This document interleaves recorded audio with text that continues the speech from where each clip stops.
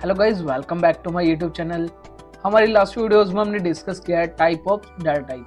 हमने टाइप्स के बारे में पढ़ा है कि हमारे पास कौन कौन से डाटा टाइप्स हैं, उनको हम कैसे यूज कर सकते हैं, जावा कैसे यूज करता है, ये हमारी लास्ट वीडियोस में हमने डिस्कस किया है। ओके, तो आज की वीडियो हम स्टार्ट करने वाला है टाइप्स ऑफ वेरिएबल। हमारे पास वेरिएबल कौन कौन से टाइप के हैं, लोकल वेरिएबल है, इंस्टेंस वेरिएबल, स्टैटिक वेरिएबल है, तो इनको हम कैसे यूज कर सकते हैं, क्यों इनका यूज करते हैं, आज की वीडियो में हम ये सब डिस्कस करेंगे। ओके, ये टॉपिक बहुत मेन है। मेन टॉपिक्स में से ये काफी इंटरव्यूअर से क्वेश्चन कर लेते हैं कि हमारे पास कौन कौन से टाइप्स ऑफ वेरिएबल होते हैं। ओके, टाइप्स ऑफ वेरिएबल के बारे में पूछ लेते हैं कि इनको हम कैसे यूज कर सकते हैं, कैसे इनको एक्सेस कर सकते हैं। ओके, तो इन क्वेश्चंस की आप थोड़ा अच्छे से प्रैक्टिस कर लेना कि आप इनको कैसे यूज कर सकते हो। ओके, बाकी मैं आपको बता देता हूँ कि हम इनको कैसे यूज कर सकते हैं, ये मैं तो अभी करा ही रहा हूँ। तो आते हैं कंप्यूटर स्क्रीन पर और देखते हैं टाइप्स ऑफ वेरिएबल हमारे पास क्या है और इनको हम कैसे एक्सेस कर सकते हैं, कैसे यूज कर सकते हैं। अगर हम टाइप्स ऑफ वेरिएबल की बात करें तो हमारे पास थ्री टाइप्स ऑफ वेरिएबल है। फर्स्ट हमारे पास है लोकल, देन है instance variable and then static variable. ये आपने सुने होंगे काफी बार, अगर आपने थोड़ी बहुत लैंग्वेज की है, सी लैंग्वेज आपने कर रखी है तो आपने पढ़ा होगा कि आपके इंस्टेंस वेरिएबल कौन से होते हैं, स्टैटिक वेरिएबल्स कौन से होते हैं, या फिर हमारे पास लोकल वेरिएबल कौन कौन से हैं। ओके, और अगर आपने नहीं भी किया है कोई प्रोग्रामिंग लैंग्वेज तो भी कोई दिक्कत नहीं है, मैं आपको करा देता हूँ अभी। फर्स्ट हमारे पास है लोकल वेरिएबल। लोकल वेरिएबल क्या है, देखो लोकल वेरिएबल के अगर हम डेफिनेशन की बात करें, a variable declare inside the body of the method और method parameter is called local variable.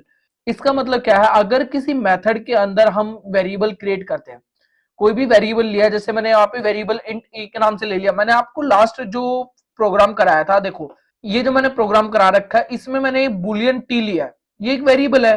T नाम से मैंने एक वेरिएबल लिया और ये मेथड किसके अंदर है, मेन मेथड के अंदर।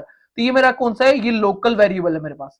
ओके, जब भी हम कोई वेरिएबल एक मेथड के अंदर लेंगे या मेथड के पैरामीटर्स लेंगे, उसको हम बोलेंगे लोकल वेरिएबल।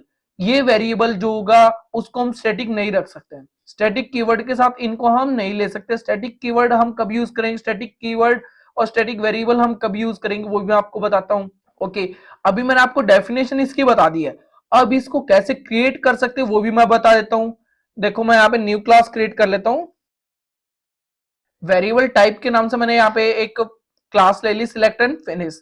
ये मेरे पास क्लास यहाँ पे आ चुकी है, मैं इसको यहाँ से हटा देता हूँ। एंड देन मैं क्या करूंगा, ये मेरे पास मेन मेथड है, ये मेरे पास मेन मेथड है। मैं आपको बता चुका हूँ पब्लिक क्या है, स्टैटिक क्या है, वॉइड एंड मेन क्या है।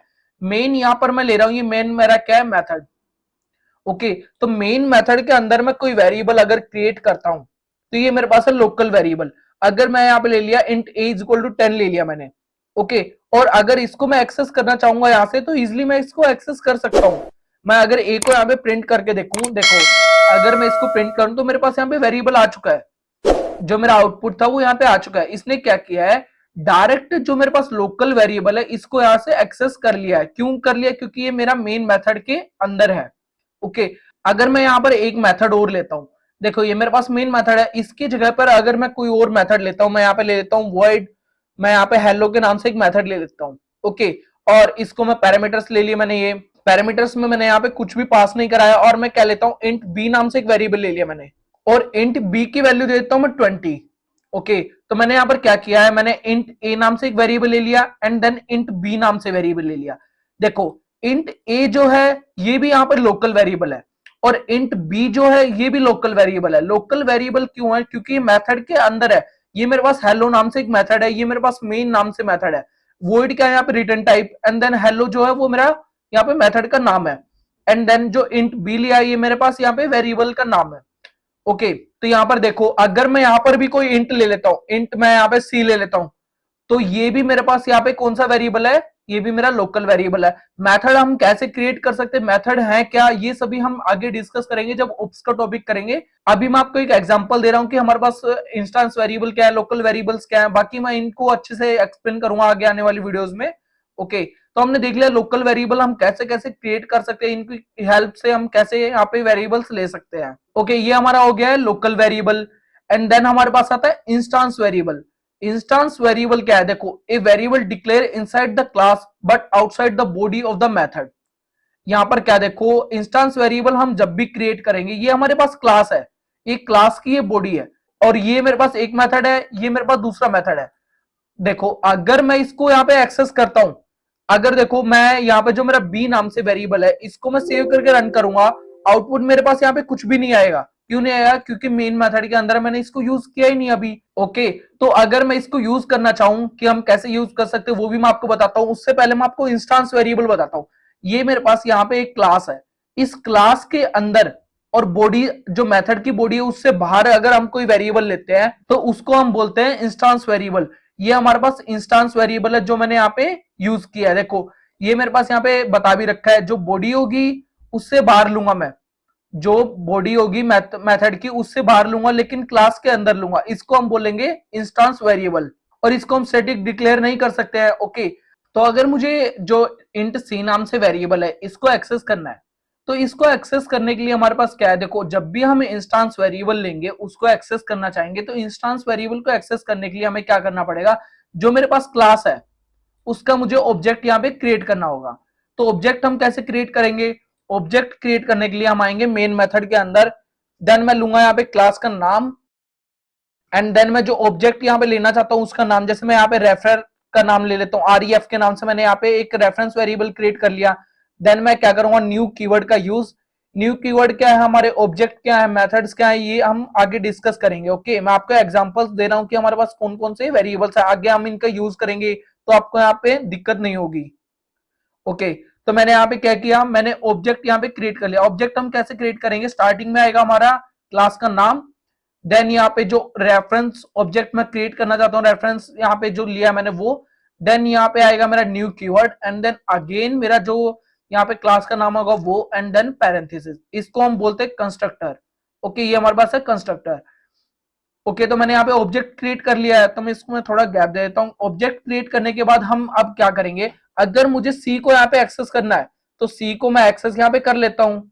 सी को एक्सेस करने के लिए मैं यहाँ पे क्या करूंगा?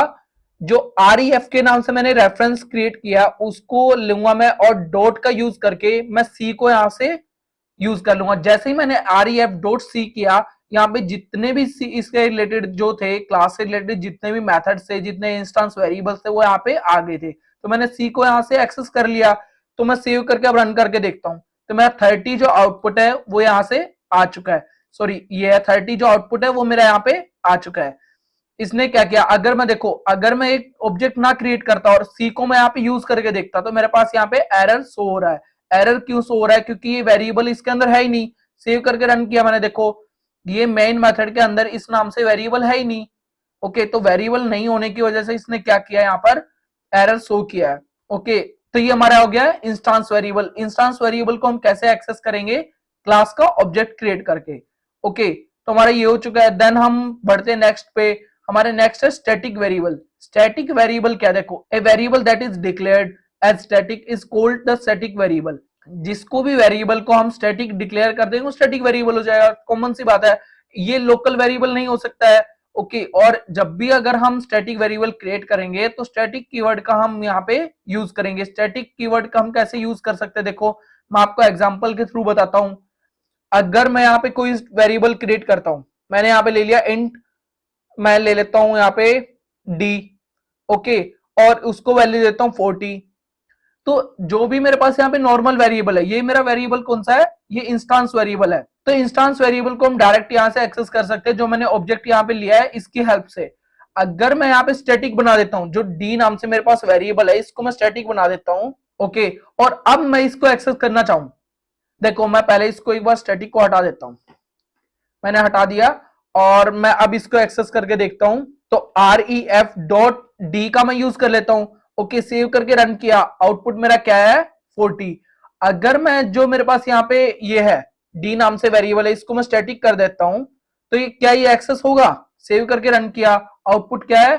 यस हो रहा है। लेकिन यहाँ पे एरर क्या सो रहा है? एरर क्यों सो रहा है? क्योंकि हमारे पास जो ये डी नाम से वेरिएबल है ये स्टैटिक है।